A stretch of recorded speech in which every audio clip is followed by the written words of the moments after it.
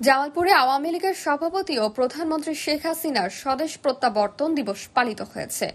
জামালপুর জেলা প্রতিনিধি রফিকুল ইসলাম জানান, শুক্রবার সকালে দিবসটি উপলক্ষে জেলা আওয়ামী লীগের দলীয় কার্যালয়ে জাতীয় ও দলীয় পতাকা উত্তোলন সহ জাতির পিতা বঙ্গবন্ধু শেখ মুজিবুর রহমানের মূলারে পুষ্পস্তম্ভ অর্পণ করে শ্রদ্ধা নিবেদন করা হয়।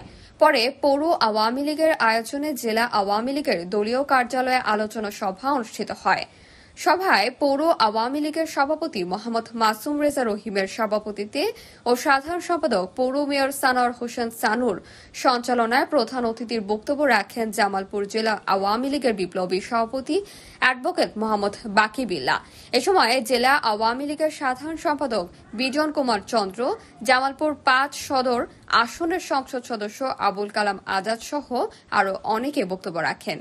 এ সময় জেলা ও পৌর আওয়ামী লীগ এবং সহযোগী ভ্রাতৃপ্রতিম সংগঠনের নেতৃবৃন্দ উপস্থিত ছিলেন।